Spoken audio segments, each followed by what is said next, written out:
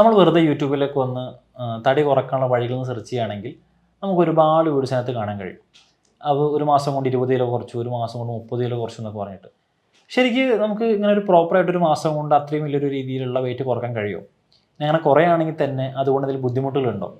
തടി എന്തൊക്കെ കാര്യങ്ങളാണ് വരുന്നത്? അങ്ങനെ വന്നു കഴിഞ്ഞാൽ നമ്മൾ എക്സസൈസ് തന്നെ ചെയ്തിട്ട് തടി കുറയ്ക്കണോ? അല്ലെങ്കിൽ നമുക്ക് ഈ അരി ഭക്ഷണത്തിന് പകരം നമുക്ക് ചോറാക്കി ചപ്പാത്തി ആക്കി കഴിഞ്ഞാൽ നമുക്ക് തടി നന്നായിട്ട് കുറയ്ക്കാൻ കഴിയും?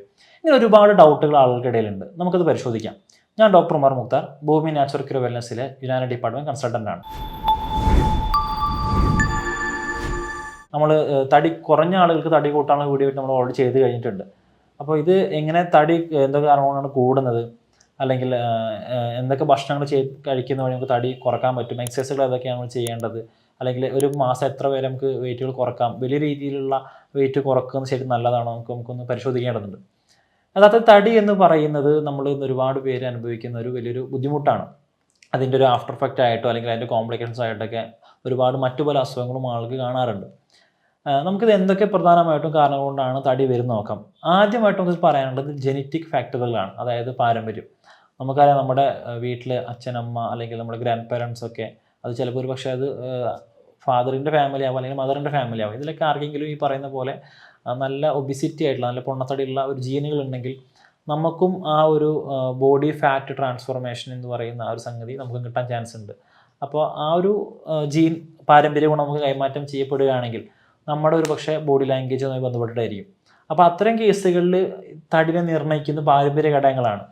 എന്നാൽ നമ്മൾ പൊതുവേ നമ്മൾ ഇപ്പോഴത്തെ കാലത്ത് നമ്മൾ അനുഭവിക്കുന്ന ഒരു പ്രശ്നം, നമുക്ക് അമിതമായിട്ടുള്ള തടി വരാനുള്ള റീസൺ ആയിട്ട് പറയുന്നത് നമ്മൾ കഴിക്കുന്ന ഡയറ്റ് തന്നെ ആയിരിക്കാം.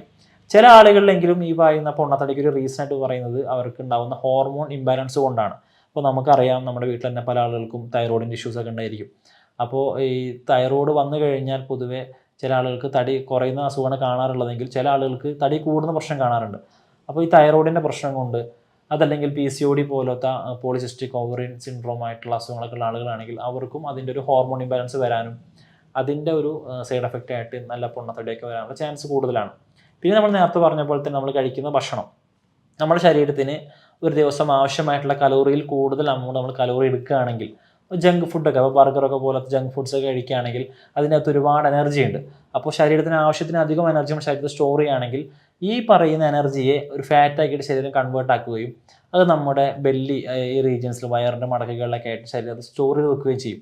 അതാണ് പിന്നീട് നമുക്ക് ഇങ്ങനെ ഒരു പൊണ്ണത്തടിയായിട്ട് മാറുന്നത്.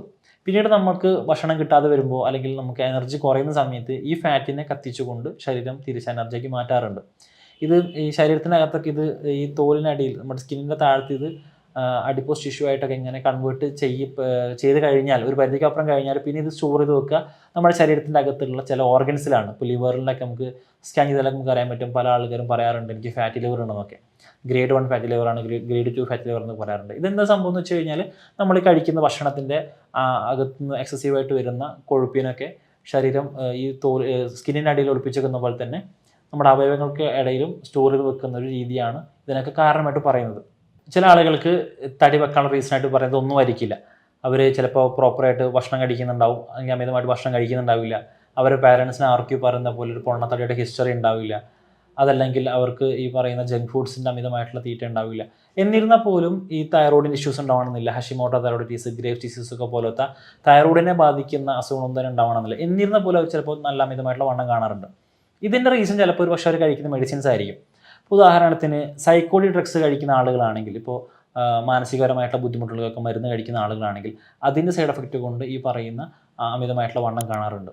ചില സമയത്തൊക്കെ നമ്മൾ കഴിക്കുന്ന ചില മെഡിസിൻസ്, ഇപ്പോൾ നേരത്തെ പറഞ്ഞ പോലെ ആൻറ്റി ഡിപ്രഷൻ ആയിട്ടുള്ള ചില മരുന്നുകൾ, ഇനി അതല്ലെങ്കിൽ നമ്മൾ കഴിക്കുന്ന ചില സ്റ്റിറോയിഡുകൾ, ചില പേഷ്യൻസ് സ്ഥിരമായിട്ട് സ്റ്റിറോയിഡ്സ് എടുക്കുന്ന ആളുകളുണ്ടാവും. അപ്പോൾ ഈ സ്ഥിരമായിട്ട് ഈ ശ്വാസത്തിൻ്റെ തടസ്സങ്ങളൊക്കെയുള്ള ആളുകൾ ഈ കൂടുതൽ ഇന്നത്തെ സ്റ്റിറോയിഡ്സ് എടുക്കുന്നുണ്ടാവും. അപ്പോൾ ഇത്തരം ആളുകൾ സ്റ്റിറോയിഡ്സ് സ്ഥിരമായിട്ട് എടുക്കുന്നത് വഴി അവരുടെ ബോഡി വെയിറ്റ് ഇങ്ങനെ കൂടുന്നിട്ട് കാണാൻ കഴിയും. ചില കേസുകളിൽ ഈ തടി എന്ന് പറഞ്ഞ ഫാറ്റിനാവണമെന്നില്ല, ചിലപ്പോൾ അവർ ശരീരത്തിലാകെ ആസകലം നീരെടുത്ത് മുട്ടുന്ന ഒരു കണ്ടീഷൻ ആയിരിക്കും. അപ്പോൾ ചിലപ്പോൾ അതിൻ്റെ റീസണായിട്ട് പറയുന്നത് നമ്മൾ ചിലപ്പോൾ കിഡ്നിയുടെ എന്തെങ്കിലും കംപ്ലൈൻറ്റ് കൊണ്ടായിരിക്കും. ഇപ്പോൾ നമ്മൾ ഈ റീനൽ ഫംഗ്ഷൻ ടെസ്റ്റൊക്കെ എടുക്കുകയാണെങ്കിൽ, ബ്ലഡ് യൂറിയ, സെറം ക്രിയാറ്റിനൊക്കെ പോലത്തെ ടെസ്റ്റുകൾ എടുക്കുകയാണെങ്കിൽ ഇതിനകത്ത് വാല്യൂ കൂടുതൽ കാണുകയും നമുക്കത് കിഡ്നിയുടെ ഡാമേജ് കൊണ്ടാണെന്ന് മനസ്സിലാക്കാനൊക്കെ സാധിക്കും. അപ്പോൾ എല്ലാ പൊണ്ണത്തടി എന്ന് പറയുന്ന ഒരു കണ്ടീഷനും ഭക്ഷണം കൊണ്ടാവണമെന്നില്ല, ചിലപ്പോൾ ഹോർമോൺ പ്രശ്നം കൊണ്ടായിരിക്കാം. അതല്ലെങ്കിൽ ഈ പറഞ്ഞ പോലെ കിഡ്നിയുടെ ഡാമേജ് കൊണ്ടുവന്നിട്ടുള്ള നീരായിരിക്കാം.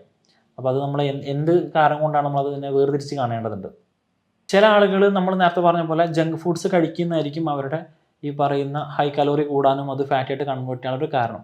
ഇതേപോലെ തന്നെ നമ്മൾ പൊതുവെ മലയാളികൾക്ക് പൊണ്ണത്തടി വരുന്നൊരു റീസണായിട്ട് പറയുന്നത് ഒരു പക്ഷേ ഫാസ്റ്റ് ഫുഡ് തന്നെ ആവണമെന്നില്ല. നമ്മൾ അമിതമായിട്ട് കാർബോഹൈഡ്രേറ്റ് കഴിക്കുന്ന ആളുകളാണ്. 3 നേരം അരിഭക്ഷണം കഴിക്കുന്ന ആളുകളാണ് മലയാളികൾ. അപ്പോൾ നമ്മൾ രാവിലെ കഴിക്കുന്ന പുട്ട്, ഇഡ്ഡലി, ദോശ പോലത്തെ ഫുഡുകളെല്ലാം തന്നെ വൈറ്റ് റൈസ് ഉണ്ടാക്കുന്നതാണ്. ഉച്ച കഴിക്കുന്ന ചോറ്, രാത്രി കഴിക്കുന്ന ചപ്പാത്തി. ഇതാണ് കോമൺ ആയിട്ടുള്ള ഒരു മലയാളികളുടെ മീൽ എന്ന് പറയുന്നത്. എന്നാൽ ഒരു ഭൂരിഭാഗം മലയാളികളും ഇന്നും രാത്രിയിൽ ചോറ് കഴിക്കുന്ന ആളുകളാണ്. നമ്മൾ ചെറുപ്പത്തിലൊക്കെ കേട്ടിട്ടുണ്ടാവും മക്കൾ തീരെ ചോറ് കഴിക്കുന്നില്ല, അവന് തടിയില്ല എന്നൊക്കെ. ശരിക്കും ചോറ് കഴിച്ചുണ്ടാക്കുന്ന തടി ഒരു ഹെൽത്തി തടിയായിട്ട് ആരും പറയാറില്ല. അതിന് കാരണം ചോറിൻ്റെ അകത്തുള്ളത് കൂടുതൽ കാർബോഹൈഡ്രേറ്റ് ആണ്. നമുക്ക് കാർബോഹൈഡ്രേറ്റ് വളരെ ആവശ്യമുള്ള ഒരു വസ്തു കൂടെയാണ്. അപ്പോൾ കാർബോഹൈഡ്രേറ്റ് പരമാവധി ഒഴിവാക്കുക അല്ലെങ്കിൽ തീരെ ഒഴിവാക്കുക എന്നുള്ളതല്ല. കാർബോഹൈഡ്രേറ്റ് നമ്മുടെ ശരീരത്തിന് ആവശ്യമായിട്ട് എലമെൻ്റ് ആയതുകൊണ്ട് തന്നെ കാർബോഹൈഡ്രേറ്റ് നമുക്ക് കൃത്യമായിട്ട് കഴിക്കേണ്ടതുണ്ട്. പക്ഷേ ഇതിൻ്റെ അളവിലൊരു പരിധി വേണം. അപ്പോൾ നമ്മൾ 3 നേരം കാർബോഹൈഡ്രേറ്റ് കഴിക്കുന്ന സമയത്ത് ഇതിൻ്റെ അകത്ത് ഒരുപാട് എനർജി ബാക്കി വരികയും ഇത് നമ്മുടെ ശരീരത്തിനകത്ത് സ്റ്റോർ ചെയ്യാനും അത് ഫാറ്റായിട്ട് കൺവേർട്ട് ചെയ്യാനും അത് തടി കൂട്ടാനും പിന്നെ ഡയബറ്റീസ് ഒക്കെ പോലത്തെ പ്രമേഹമായിട്ട് മാറാനുള്ള ചാൻസ് കൂടുതലാണ്. അപ്പോൾ നമ്മൾ സ്ഥിരമായിട്ട് കാർബോഹൈഡ്രേറ്റ് എടുക്കുന്ന ആളാണെങ്കിൽ അല്ലെങ്കിൽ ആഡഡ് ഷുഗേഴ്സ് നന്നായിട്ട് പഞ്ചസാര ഇട്ടുകൊണ്ട് ചായ കുടിക്കുന്ന ആളാണ്, അല്ലെങ്കിൽ നല്ല ഒരുപാട് ചോക്ലേറ്റ്സ് കഴിക്കുന്ന ആളാണ്, അതല്ലെങ്കിൽ ഈ മധുരമുള്ള ബേക്കറി ഐറ്റംസ് ഒരുപാട് ലഡു, ജിലേബിയൊക്കെ പോലത്തെ ബേക്കറി ഐറ്റംസ് ഒരുപാട് കഴിക്കാൻ ഇഷ്ടപ്പെടുന്ന ആളാണെങ്കിലൊക്കെ അവർക്ക് ഈ പറയുന്ന ശരീരത്തിൻ്റെ അകത്ത് ഷുഗറിൻ്റെ വാല്യൂ കൂടാനും തടി നന്നായിട്ട് കൂടാനും കാരണമായേക്കാം. അപ്പോൾ നമ്മൾ ശ്രദ്ധിച്ചാൽ മനസ്സിലാവും ഇതൊക്കെ നമ്മൾ കൺട്രോൾ വരുത്തുന്ന വഴി നമുക്ക് മെല്ലെ ഇതിൻ്റെ ഒരു ഇമ്പാക്റ്റും കുറക്കുന്നത് കാണാൻ സാധിക്കും. നമ്മൾ ഫുഡിൻ്റെ അകത്തു നിന്ന് ജസ്റ്റ് നമ്മുടെ ഷുഗർ ഒന്ന് വിഡ്രോ ചെയ്യുകയാണെങ്കിൽ, ഞാൻ പറയുന്നത് ആഡഡ് ഷുഗേഴ്സാണ്, നാച്ചുറൽ ഷുഗേഴ്സ് അല്ല. നമ്മൾ വിത്തൗട്ട് ചായ ശീലിക്കുകയാണെങ്കിൽ, അല്ലെങ്കിൽ നമ്മൾ ചോക്ലേറ്റ്സ് ഒക്കെ പരമാവധി ഒഴിവാക്കി, നമ്മൾ ബേക്കറി ഐറ്റംസ് ഒക്കെ പരമാവധി ഒഴിവാക്കുകയാണെങ്കിൽ തന്നെ നമ്മുടെ ബോഡി വെയിറ്റ് ഇങ്ങനെ ക്രമാതീതമായിട്ട് കുറയുന്നത് കാണാൻ പറ്റും. നമുക്ക് ഉന്മേഷം കൂടും, നമുക്ക് ഒന്നുകൂടി നമ്മൾ എനർജറ്റിക് ആവും. ഇങ്ങനത്തെ മാറ്റങ്ങളൊക്കെ നമുക്ക് കാണാൻ കഴിയും. ഇതേപോലെ തന്നെ നമ്മൾ നേരത്തെ പറഞ്ഞ പോലെ 3 നേരം അരിഭക്ഷണം കഴിക്കുന്നതൊക്കെ ഒഴിവാക്കി രാവിലെ നമുക്ക് പരീക്ഷിച്ച് നോക്കാൻ പറ്റുന്ന ഒരു ഹെൽത്തി മീലാണ് മില്ലറ്റ്സ് എന്ന് പറയുന്ന ചെറുധാന്യങ്ങൾ. നമ്മൾ കൂടുതൽ പക്ഷികൾക്ക് കൊടുക്കുന്ന, ലവ് ബേർഡ്സിനെ നമ്മൾ കൊടുക്കുന്ന തിന, ചാമ തുടങ്ങിയിട്ടുള്ളതൊക്കെ നല്ല അടിപൊളി ഫുഡുകളാണ്. അപ്പോൾ ഈ മില്ലറ്റ്സ് കൊണ്ട് നമുക്ക് എന്ത് ചെയ്യാം, ഈ പറയുന്ന ദോശയും ഇഡ്ഡലിയൊക്കെ ഉണ്ടാക്കാൻ കഴിയും. മണിച്ചോളം, കമ്പം, റാഗിയൊക്കെ നല്ല ഹൈ ഫൈബർ കണ്ടൻറ്റ് ഫുഡുകളാണ്. ഈ ഹൈ ഫൈബർ കണ്ടൻറ്റ് ഫുഡിൻ്റെ പ്രത്യേകത എന്ന് വെച്ച് കഴിഞ്ഞാൽ അത് പെട്ടെന്ന് നമുക്ക് ദഹിക്കാൻ ഒരുപാട് സമയം എടുക്കും. അപ്പോൾ അതിൻ്റെ ഒരു ആഫ്റ്റർ എഫക്റ്റ് ആയിട്ട് നമുക്ക് കുറേ നേരത്തേക്ക് വിശപ്പ് അനുഭവപ്പെടില്ല. അതുമാത്രമല്ല, നമുക്ക് കുറച്ച് കഴിച്ചാൽ തന്നെ നമുക്ക് വയറ് ഫില്ലായിട്ടുള്ളൊരു ഫീലിംഗ് വരും. അതിൻ്റെ കൂടെ തന്നെ നമുക്ക് അരിഭക്ഷണം കഴിക്കുകയാണെങ്കിൽ നമുക്ക് കാർബോഹൈഡ്രേറ്റ് ആണ് പ്രധാനമായിട്ട് കിട്ടുന്നത്. ഇതിൻ്റെ അകത്ത് നമുക്ക് ഒരുപാട് എലമെൻറ്റ്സും കിട്ടും. ഇപ്പോൾ ഈ പറഞ്ഞ പോലെ ഫോസ്ഫറസ്, പൊട്ടാസ്യം, സിങ്ക്, അതുപോലെ അയൺ കണ്ടൻ്റ് ആയിട്ടുള്ള സാധനങ്ങൾ, അതുപോലെ ഫൈബർ കണ്ടൻറ്റ് കൂടുതലായത് കൊണ്ട് തന്നെ നമ്മുടെ മോഷൻ സ്മൂത്ത് ആവും. നമ്മുടെ മലബന്ധം ഒഴിവാക്കി നമ്മുടെ മോഷൻ സ്മൂത്ത് ആവാൻ, നമ്മുടെ എനർജറ്റിക് ആവാനൊക്കെ ഇത് ഭയങ്കരധികം ഹെൽപ്ഫുള്ളാണ്. അപ്പോൾ നമ്മുടെ കുഞ്ഞുങ്ങൾക്ക് ഒരു 3 മാസത്തിനൊക്കെ ശേഷം നമ്മൾ പൊതുവേ കുഞ്ഞുങ്ങൾക്ക് ഈ പറയുന്ന റാഗി കൊടുക്കാറുണ്ട്. റാഗിക്ക് ചില നാട്ടിൽ മുത്താറ എന്നും പഞ്ഞപ്പുല്ല് എന്നൊക്കെ പറയാറുണ്ട്. അപ്പോൾ അത് അത്രയും ഹെൽത്തി ഫുഡ് ആയതുകൊണ്ടാണ് നമ്മൾ നമ്മുടെ മക്കൾക്ക് കൊടുക്കുന്നത്. എന്നാൽ ഈ ഹെൽത്തി ഫുഡ് നമ്മളത് കഴിക്കാറില്ല എന്നതാണ് സത്യം. അപ്പോൾ നമ്മൾ ഈ രാവിലെ ഈ പറയുന്ന നമ്മുടെ ഈ കാർബോഹൈഡ്രേറ്റിന് പകരം, അരിഭക്ഷണത്തിന് പകരം നമുക്ക് ഈ പറയുന്ന ഇതിലേക്ക് സ്വിച്ച് ചെയ്യുന്നത് നല്ലതാണ്. ഇപ്പോൾ ഓട്സ് കഴിക്കാം. മിക്ക ആൾക്കാരും പറയാറുണ്ട് ഓട്സ് കഴിക്കാൻ നല്ലതാണ്. ഓട്സ് കാർബോഹൈഡ്രേറ്റ് ആണ്, എന്നാൽ അതിനകത്ത് ഇങ്ങനെ ഫൈബർ കണ്ടൻറ്റ് ഉണ്ട്. അപ്പോൾ ഇത്തരം ഭക്ഷണങ്ങൾ നമ്മൾ മാറുന്നത് വഴി നമുക്ക് ഗ്രാജുവലി നമ്മുടെ ബോഡി വെയിറ്റ് കുറയുന്നതും നമ്മുടെ ശരീരത്തിന് അതിനായിട്ടുള്ള ഗുണങ്ങളും ഒക്കെ കാണാൻ കഴിയും. വെറുതെ ഒരു വെയിറ്റ് ലോസിനപ്പുറത്തേക്ക് ഒരുപാട് മാറ്റങ്ങൾ, നമുക്ക് എനർജറ്റിക് ആവാനും നമുക്ക് ഒരുപാട് ഹാപ്പി ഫീലിംഗ് ഉണ്ടാകും. നമുക്ക് ഇത്തരം ചേഞ്ചസ് നമുക്ക് കാണാൻ കഴിയും. അപ്പോൾ നമുക്കിനി രാവിലെ ഈ പറയുന്ന ഇതിലേക്ക് മാറിക്കഴിഞ്ഞാൽ, ഇപ്പോൾ ഈ പറയുന്ന പോലെ ഈ മില്ലറ്റ്സിലേക്ക് മാറി, അല്ലെങ്കിൽ നമ്മൾ ഈ ബോയിൽഡ് എഗ്ഗ് വൈറ്റ്, പ്രോട്ടീൻ, ചെറുപയർ മുളപ്പിച്ചത്, അതുപോലെ പീനട്ട് ബട്ടർ തുടങ്ങിയിട്ടുള്ള, പീനട്ട് ബട്ടർ ചില ആളുകൾക്ക് തടി ഉണ്ടാക്കാറുണ്ട്, അതൊരു പ്രോട്ടീൻ നിലക്കാണത് പറഞ്ഞത്. ബനാന, വാഴപ്പഴം, ഇങ്ങനത്തെ അല്ലെങ്കിൽ നട്ട്സ്, ഈ പറയുന്ന ഫുഡൊക്കെ നമ്മൾ ഈ ബ്രേക്ക്ഫാസ്റ്റ് ആയിട്ട് മാറ്റുന്നത് വഴി നമുക്ക് ഒരു ഹെൽത്തി ആയിട്ടിരിക്കാനും നമ്മുടെ ഓവർ വെയിറ്റ് കുറക്കുന്നത് ഹെൽപ്പ് ചെയ്യാറുണ്ട്. ഇത് നമ്മൾ ഉച്ചയ്ക്ക് കഴിക്കുന്ന ഭക്ഷണം ഒരു സ്മോൾ പ്ലേറ്റ് തിയറി എന്ന് പറഞ്ഞ കൺസെപ്റ്റ് ഉണ്ട്. അതായത് നമ്മൾ കഴിക്കുന്ന പാത്രത്തിൻ്റെ വലിപ്പം അനുസരിച്ച് നമ്മുടെ തടി കൂടാൻ ചാൻസ് കൂടുതലാണ്. നമ്മൾ വളരെ ചെറിയ പാത്രം എടുത്തിട്ട് അതിനകത്താണ് നമ്മൾ ചോറ് നിറക്കുന്നതെങ്കിൽ നമുക്ക് വളരെ ചെറിയ മുകളിൽ ചോറ് നിറക്കാൻ പറ്റുള്ളൂ.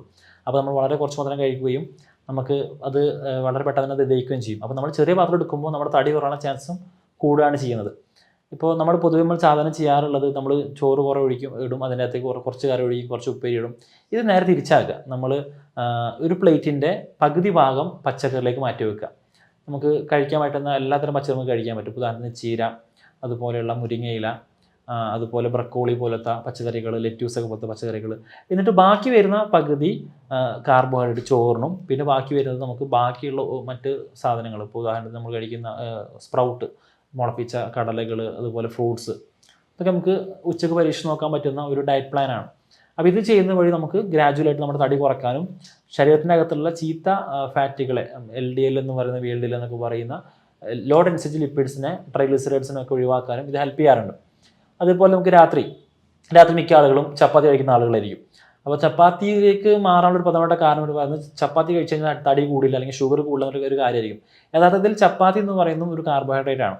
നമ്മൾ അരി ഭക്ഷണം കഴിക്കുമ്പോൾ ഒപ്പം തന്നെ നമ്മൾ ഒരു ഉദാഹരണത്തിന് നമ്മൾ ചപ്പാത്തി ഒരു കഷ്ണം കടിച്ച് ചവച്ച് നോക്കുകയാണെങ്കിൽ നമുക്ക് അതിനകത്തൊരു മധുരം ഫീൽ ചെയ്യാൻ പറ്റും. ഈ ചപ്പാത്തി എന്ന് പറയുന്നത് കാർബോഹൈഡ്രേറ്റ് ആണ്. പക്ഷേ എന്നിട്ട് മെച്ചം എന്ന് വെച്ച് കഴിഞ്ഞാൽ നമ്മൾ ഒരു പ്ലേറ്റ് ചോറ് തിന്നുന്ന അത്ര നമുക്ക് ചപ്പാത്തി കഴിക്കേണ്ടി വരില്ല. 1-2 ചപ്പാത്തി കഴിച്ച് കഴിഞ്ഞാൽ തന്നെ നമുക്ക് അതിനായിട്ടുള്ള ഒരു ഫുൾ ഫീൽ കിട്ടും, വയറ് നിറഞ്ഞ ഒരു ഫീൽ കിട്ടും. അപ്പോൾ താരതമ്യേന ചപ്പാത്തി കുറച്ച് കഴിച്ചാൽ തന്നെ നമുക്ക് വയറ് നിറയുന്നത് കൊണ്ടാണ് അങ്ങനെ ഒരു ചപ്പാത്തിയിലേക്ക് മാറാൻ പൊതുവെ ആളുകൾ പറയുന്നത്. എന്നാൽ ശരിക്കും നടക്കുന്നത് എന്താ, ചോറ് മാറ്റി ചപ്പാത്തിയാക്കാൻ പറയുമ്പോൾ നമ്മൾ പരിധിയിൽ കൂടുതൽ ഒരു 4-5 ചപ്പാത്തി കഴിക്കുന്ന, അതിൻ്റെ കൂടെ തന്നെ നമ്മൾ ഒരു പക്ഷേ പൊരിച്ച ചിക്കനും അതുപോലത്തെ ഫുഡൊക്കെ നമ്മൾ ഫോളോ ചെയ്യുന്നുണ്ടാവുക.